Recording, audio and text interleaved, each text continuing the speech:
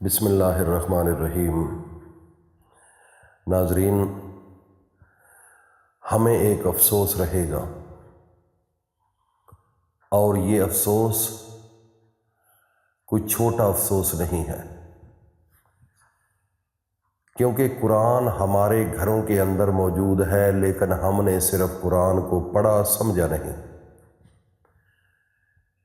اور اس پوری کائنات کے اندر اتنی بڑی آسمانی دولت اور دنیا کی دولت، اللہ رب العزت فرماتے ہیں کہ یہ چھوٹی چیز نہیں قرآن پاک۔ میں اس قرآن کو اگر پہاڑوں پر نازل کرتا نا تو یہ بھی اس کے خوف سے ریزہ ریزہ ہو جاتے۔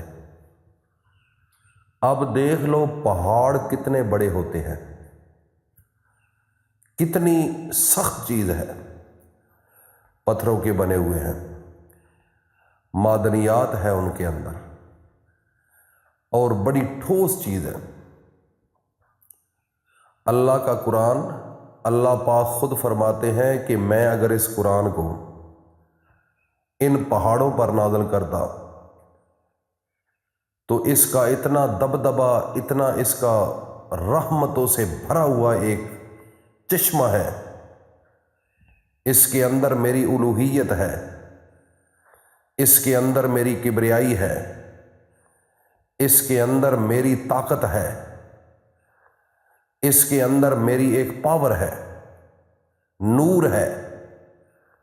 اگر اس قرآن کو میں پہاڑوں پر نازل کرتا تو وہ بھی اس کے خوف سے ریزہ ریزہ ہو جاتے۔ قرآن مجید 28واں پارہ سورۃ حشر، دیکھو نا، سورت کا نام حشر، ایک حشر کا دن بھی ہوگا جس دن آدم علیہ السلام سے لے کر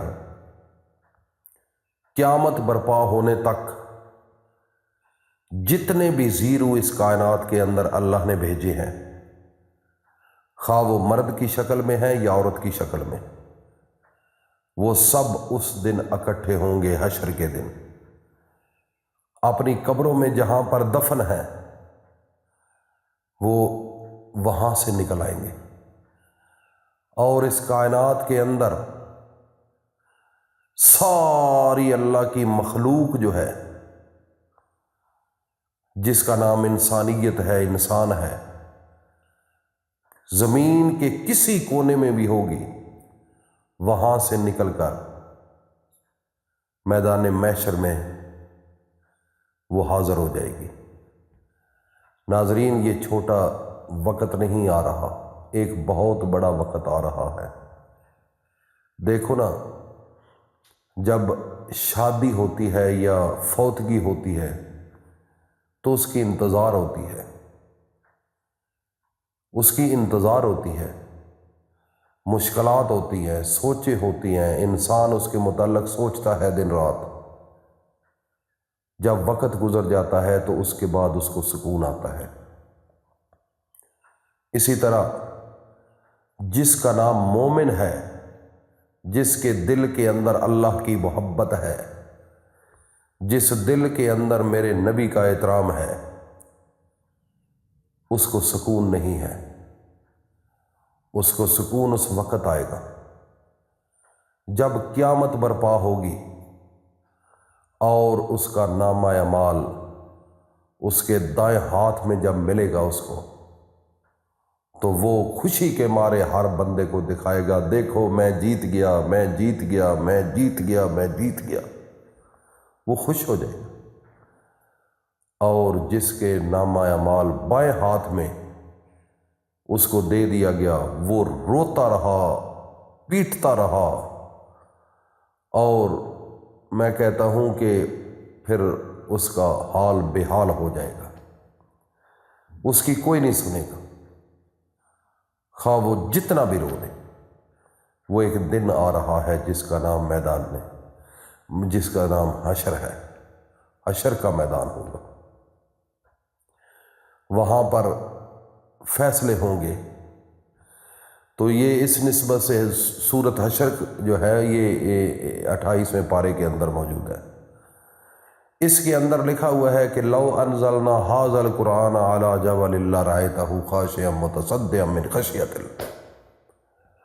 اللہ فرماتا ہے کہ میں اس قرآن کو اگر پہاڑوں پر نازل کرتا تو اس کے خوف سے وہ ریزہ ریزہ ہو جاتے۔ اللہ اللہ، میرے بھائی اس قرآن کو اگر سیاہ ہے، برداشت کیا ہے، اس کا وزن اٹھایا ہے، تو اللہ نے اس پوری کائنات کے اندر واحد ایک انسان بنایا ہے جس کا نام محمد ہے صلی اللہ علیہ وآلہ وسلم۔ ان کے دل پر یہ نازل کیا، اور پھر ایک سنگت بنائی، صحبت بنائی، ان کے دلوں میں ٹرانسفر کیا، پھر ایک منظم تنظیم بنی، اور وہ تنظیم وہ تھی کہ اس اللہ کی محبت میں کٹ مرنے والی، اپنے نبی کے حکم پر مر مٹنے والی، جس کا نام صحابہ کرام اور اہل بیت ہے۔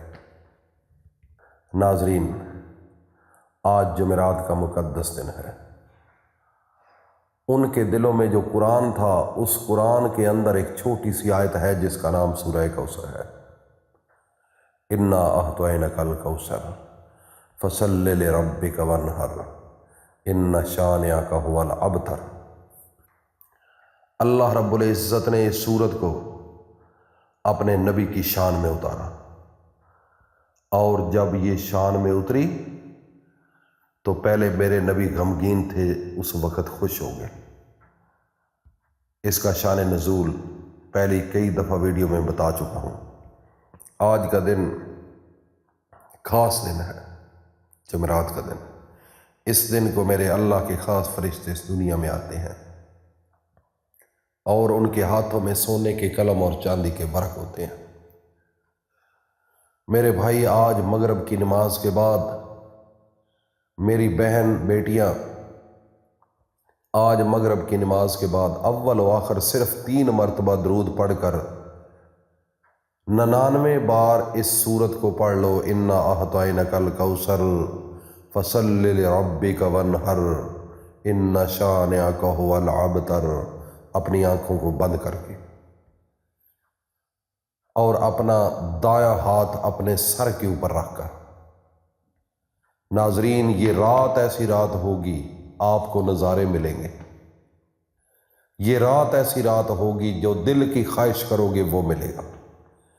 یہ رات وہ رات ہوگی جس دل کو سکون نہیں، وہ سکون ملے گا، اور اللہ سکون دے گا۔